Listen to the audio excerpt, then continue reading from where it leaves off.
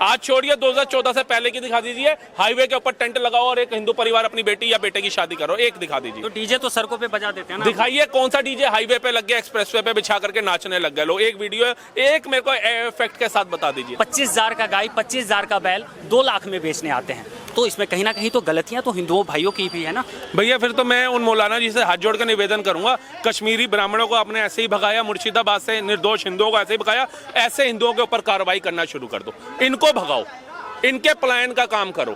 क्योंकि ये वो लोग हैं, कहते हैं जब इनकी खुद की माँ के स्तन में दूध नहीं आता था ना, उसी बछड़े का दूध छीन करके अपने बच्चे को पिलाने का काम करते थे। आप कभी किसी अच्छे और सच्चे जो खुदा की इबादत करने वाला नेक मौलाना होगा, उनका बयान लेना, वो खुद कहेंगे कि सड़क पे नमाज हमारे खुदा की इबादत कभी कबूल नहीं करी जाएगी। वो सड़क जिस पे लोग थूक रहे हैं, शौच कर रहे हैं, गंदगी फैला रहे हैं, और उस पे हम बैठ करके अगर इबादत कर रहे हैं तो हमारे खुदा उसको नहीं सुन सकता है। ये चीज आप अच्छे मौलाना से सुनेंगे, वो बताएगा, लेकिन जिसको अपनी कुर्सी मजबूत करनी है वो कभी नहीं बताए। मुजफ्फरनगर के बाद डीजे बंद कर दीजिए, हर हर महादेव का जयकारा बंद कर दीजिए, महादेव के जितने भजन है उनको स्टॉप कर दीजिए, क्योंकि ये सेंसिटिव एरिया है, आगे जाइए आगे जाके खुलेगा। ये स्थिति थी भारत आजाद में। आज बंगाल के अंदर ये देखने को मिला कि मुसलमान कह रहे हैं पर्चे निकाल के कि हम गाय नहीं खरीदेंगे, हम गाय की बलि नहीं देंगे, और वहां के हिंदू सड़कों पर लेट रहे हैं, क्योंकि उनको आदत बन चुकी थी।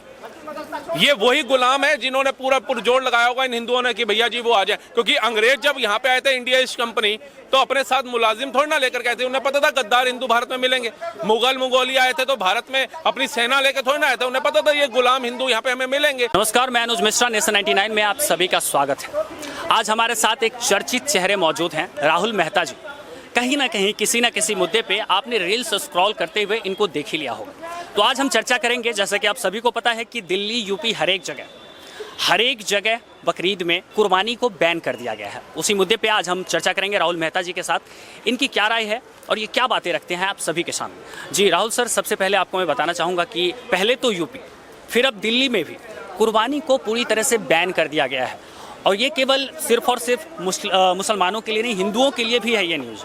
तो इस पे क्या कहना चाहिए? बिल्कुल होना भी चाहिए ऐसा। मैं देखता हूँ कि जब ये ईद आती है, बकरा ईद, तो कई वीडियोस आती हैं सोशल मीडिया के अंदर जिसमें ना मुस्लिम परिवार के छोटे छोटे बच्चे दहाड़े मार मार के रो रहे होते हैं, और जब उसको मैं ठीक से आप देखेंगे समय निकाल के, तो उसमें पता चलता है कि वो बकरे को पूरे 1 साल तक अच्छे से उसका पालन पोषण किया जाता है, एज अ परिवार का सदस्य हो जैसे। वो उन बच्चों की आत्मा जो है उसमें बस जाती है बकरे के अंदर, और जब उस बकरे को बलि के लिए ले जाया जाता है ना, तो वो सोचिए वो मासूम बच्चे ही रो रहे हैं, उनके परिवार की खुद की औरतें भी रो रही हैं उसको ले जाते हुए, लेकिन उनको ये है कि भाई जब बकरा ईद आई है तो हमें बलि देनी है, तभी जो हमारे ईश्वर हैं खुश होंगे। ऐसे अगर किया जाएगा तो ये तो मानवता को कहीं ना कहीं दर्द पहुंचाने वाली बात है। तो मैं तो इसके पक्ष में मैं भी नहीं। अगर दिल्ली सरकार ने फैसला किया या बाकी सरकारों ने फैसला किया तो सही फैसला किया।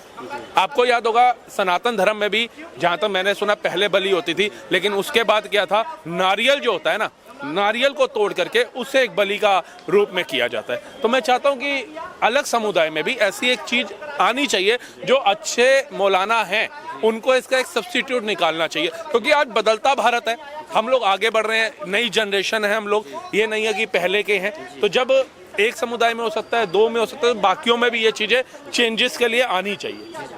अच्छा राहुल सर, मैं एक चीज़ आपको बताऊंगा। अभी कुछ ही समय पहले की बात है, 2-3 दिन पहले मैं एक न्यूज़ देख रहा था। एक मस्जिद के मौलाना थे, इमाम थे, उनका कहना था कि अगर कुर्बानी नहीं होगी तो इसमें सबसे ज़्यादा घाटा हमारे हिंदू भाइयों का है, उन हिंदू भाइयों का जो 25,000 का गाय 25,000 का बैल 2 लाख में बेचने आते हैं। तो इसमें कहीं ना कहीं तो गलतियां तो हिंदुओं भाइयों की भी है ना। भैया फिर तो मैं उन मौलाना जी से हाथ जोड़ कर निवेदन करूंगा, कश्मीरी ब्राह्मणों को आपने ऐसे ही भगाया, मुर्शिदाबाद से निर्दोष हिंदुओं को ऐसे ही भगाया, ऐसे हिंदुओं के ऊपर कार्रवाई करना शुरू कर दो, इनको भगाओ, इनके पलायन का काम करो। क्योंकि ये वो लोग हैं, कहते हैं जब इनकी खुद की माँ के स्तन में दूध नहीं आता था ना, उसी बछड़े का दूध छीन करके अपने बच्चे को पिलाने का काम करते थे, और कहते हैं कर्म की भूमि है भारत, कर्म यही है, ठीक है ना। इनके बच्चे इनको आने वाले समय में जब फेंकेंगे ना उठा के, तो ये अनिरुद्ध आचार्य का आश्रम ढूंढते फिरेंगे, जो गाय की बलि कराने की बात कर रहे हैं। शर्म आनी चाहिए। और तुम गाय माता को कटवाने के लिए लोन पे खरीद के ला रहे हो।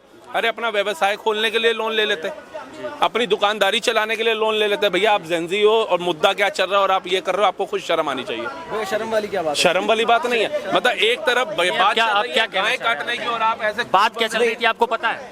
बात क्या चल रही थी आपको पता है? क्या बात चल रही थी? नाम क्या आपका? कुणाल।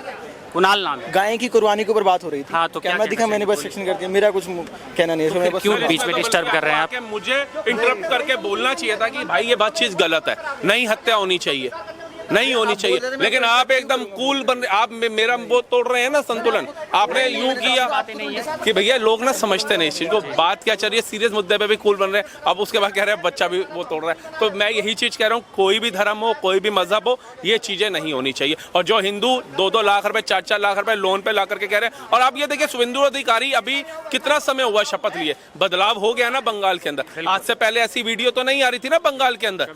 आज बंगाल के अंदर ये देखने को मिला कि मुसलमान कह रहे हैं पर्चे निकाल के कि हम गाय नहीं खरीदेंगे, हम गाय की बलि नहीं देंगे, और वहां के हिंदू सड़कों पर लेट रहे हैं क्योंकि उनको आदत बन चुकी थी। ये वही गुलाम है जिन्होंने पूरा पुरजोर लगाया होगा इन हिंदुओं ने कि भैया जी वो आ जाए, क्योंकि अंग्रेज जब यहाँ पे आए थे इंडिया ईस्ट कंपनी, तो अपने साथ मुलाजिम थोड़ी ना लेकर गए थे, उन्हें पता था गद्दार हिंदू भारत में मिलेंगे। मुगलिया आए थे तो भारत में अपनी सेना लेकर थोड़ी ना आए थे, उन्हें पता था ये गुलाम हिंदू यहाँ पे हमें मिलेंगे। और आज ये बंगाल के अंदर भी देखने को मिला। तो मैं तो कहूंगा ऐसे लोगों के साथ सरकार को भी सख्ती से निपटना चाहिए। ऐसा नहीं लग रहा आपको कि 2014 के बाद कुछ जैदी तानाशाह हो रहा है, कभी सड़कों पे नवाज नहीं, कभी कुर्बानी बंद, मतलब किसी के आस्था के साथ आप ऐसा तो नहीं खिलवाड़ कर सकते हैं, ये भी तो कहीं का इंसाफ नहीं कहता। सर अगर आज सड़कों पे नवाज के लिए मना किया जा रहा है, ऊंट की गाय माता की कुर्बानी के लिए मना किया जा रहा है, तो आपको लग रहा है कि ये नहीं हो रहा 2014 के बाद तानाशाही हो रही है। 2014 से पहले ही हमारे जगराता हुआ करता था, तारा रानी की कथा तक चलता था, वो बैन हो गया पूरे भारत में, अब कहीं नहीं होता है जगराता, ना के बराबर है। क्यों? 10 बजे के बाद आप लाउड स्पीकर नहीं चला सकते।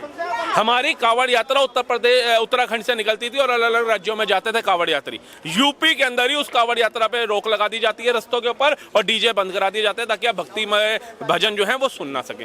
तो वो आपको तानाशाही नहीं लग रही थी? एक राम मंदिर के लिए राम भक्त जाते हैं अपनी आवाज उठाने के लिए, किस संविधान के पन्ने पे लिखा होता है कि गोलियों से भून दो, इनको निकालो, इनका कसूर है, इन्होंने राम के लिए आवाज उठाई? किसने? एक बंदा जाता है गाय माता को राष्ट्र माता बनाने के लिए, तमाम साधु संतों को लेकर के उन पे गोलियां चला दी जाती हैं। ये क्या था? पाल घर के अंदर साधुओं की निर्मम मॉब लिंचिंग में दी जाती है, ये क्या था?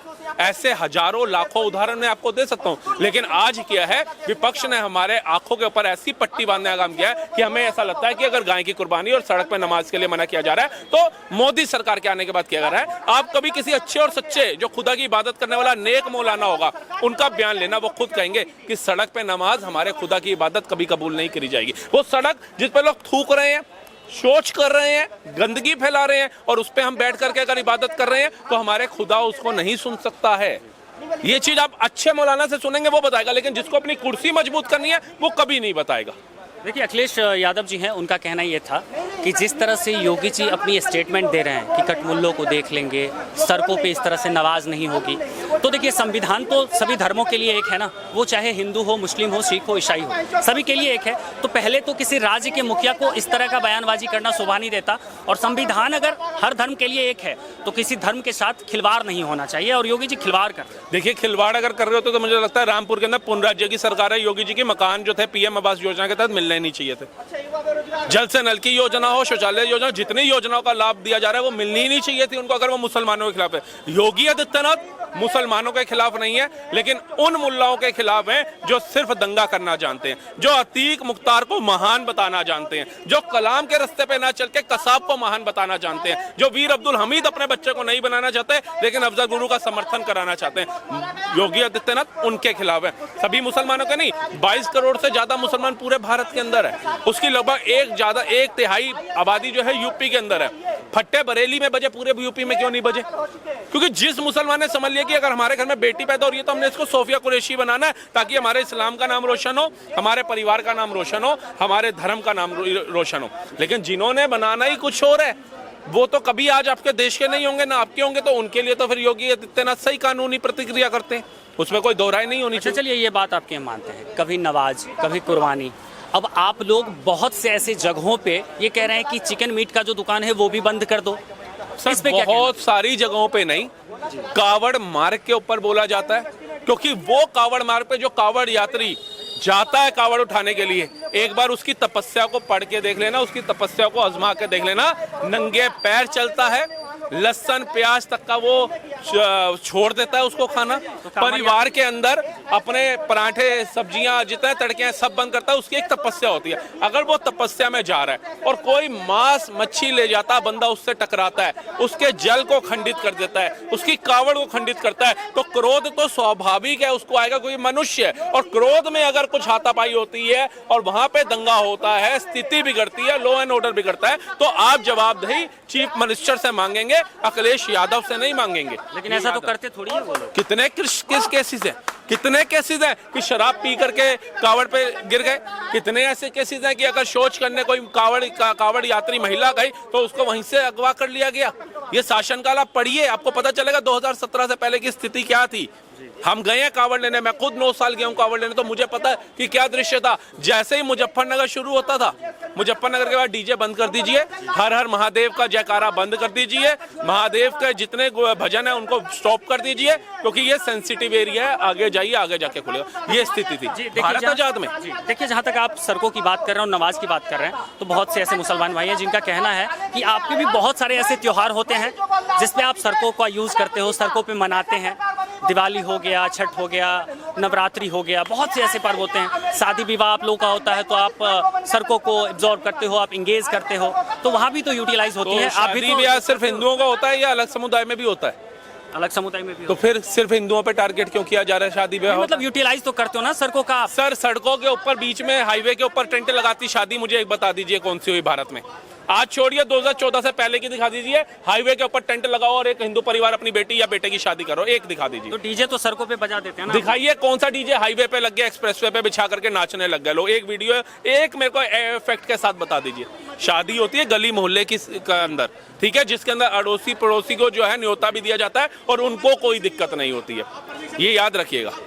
तो फर्क जो है दोनों चीजों में, हम उस पर बात करें तो ज्यादा अच्छा होगा। नमाज के लिए आप कहीं भी बैठ जाएंगे, मैंने पहले भी कहा, पहले तो साफ जगह नहीं है, पाक जगह नहीं है, तो वहां इबादत नहीं होनी चाहिए। बाकी जिन्होंने पढ़नी है उन्होंने पढ़नी होगी, वो अपने आप देखेंगे और प्रशासन अपना काम करेगा। हमारा काम है कि उनको एक चीज के लिए समझाना, प्रेरित करना कि अगर कोई गंदी जगह है तो वहां मत करो। अब आप ये बताइए, क्या यहाँ पर अभी गंदगी के अंदर आप यहाँ पे जगराता शुरू कर देंगे? नहीं। भंडारा बांटना शुरू कर देंगे? भंडारा भी अगर कोई बांट रहा है तो वो पहले जगह को धोता है, साफ सफाई करता है, फिर भंडारा बांटना शुरू करता है, वो भी पंक्ति के साथ। लेकिन आप तो इतनी बड़ी इबादत कर रहे हैं, साल में मेरे ख्याल से आपका इतना बड़ा त्योहार है, उसको आप इस तरीके से कर रहे हो और शासन जब उसके ऊपर रोक लगा रहा है, तो वो नेता जिन्होंने जीवन में अपने लिए तो कुछ नहीं किया, आप लोगों के लिए भी कुछ नहीं किया।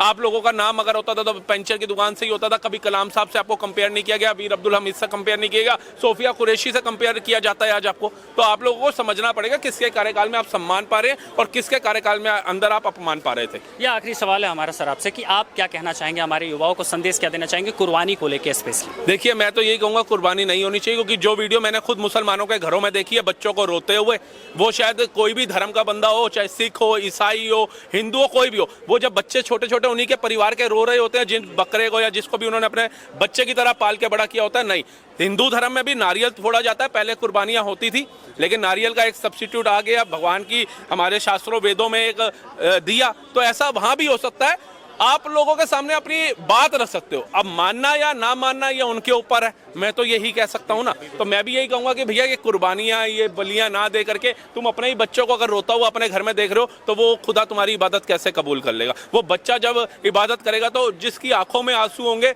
तो वो कहाँ से कबूल हो जाएगी? बाकी तो सबकी अपनी अपनी बुद्धि है। बहुत बहुत धन्यवाद।